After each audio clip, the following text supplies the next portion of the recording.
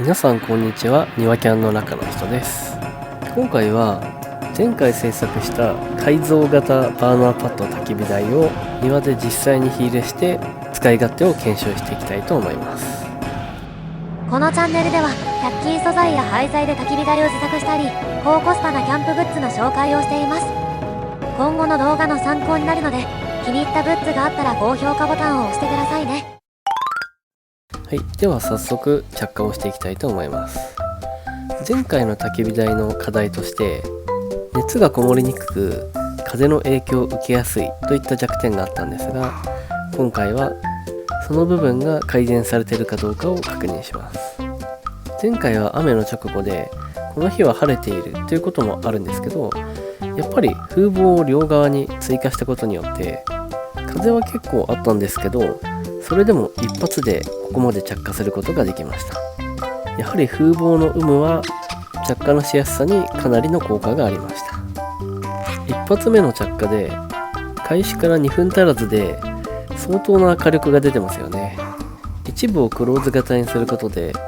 こんなにも簡単に火起こしがしやすくなるのかということが実感できました。派手な焚き火をしていると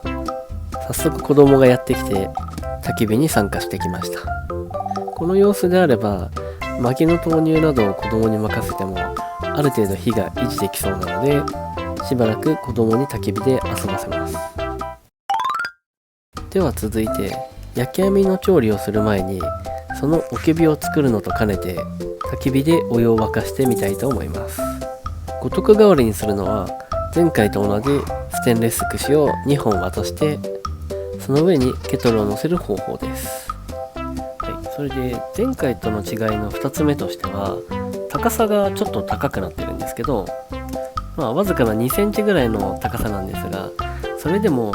薪がかなり詰め込みやすくなっているなと実感できます。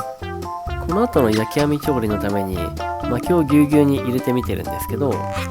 多少太めの薪を突っ込んでみても結構余裕があるっていう風に感じました。また薪を投入しても炎がくすぶったりすることも少なくて、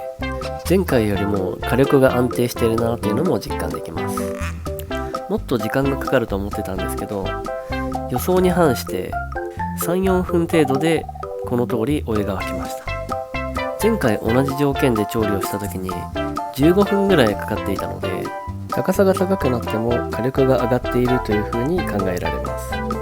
ということでここまでの検証の結果を見ると風防によって着火もしやすくなっていて、クローズ型になったことによって上への火力もアップしていることがよくわかります。また高さについては2センチほど高くなってはいるんですけど、クローズ型にしたことによって周りに逃げていた熱がクッカーに集まるような構造になったので、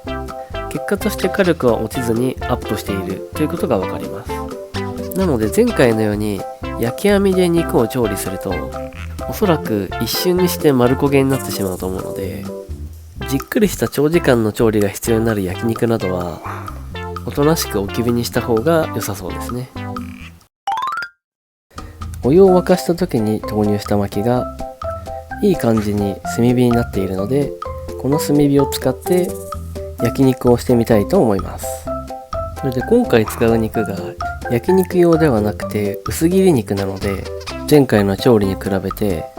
さらに火加減については注意する必要があります。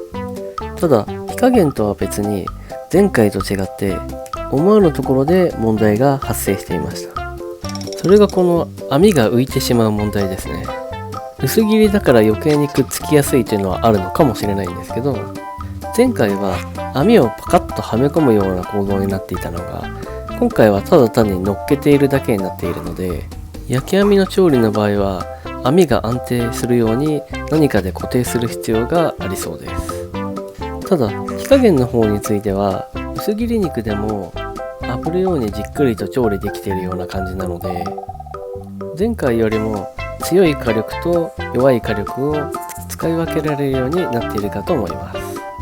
焼肉のように火加減の調節が必要な場合は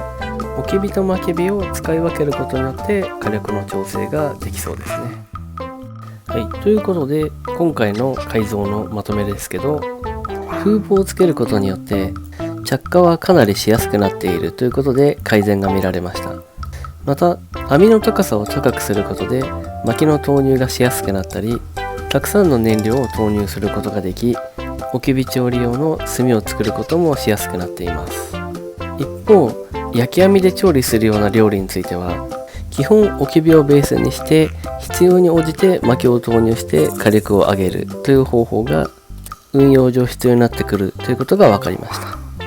また焼き網は上に乗せただけの構造になっているので、動かないように固定するというような工夫が必要になっています。ちなみに下のバーナーパッドはあまり動くようなことはありませんでした。というわけで以上、ワッツのバーナーパッドでメッシュ焚き火台風防改造編でした。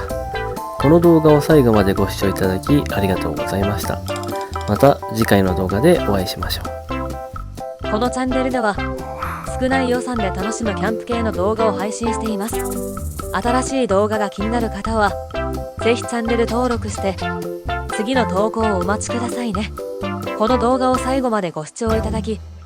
ありがとうございました。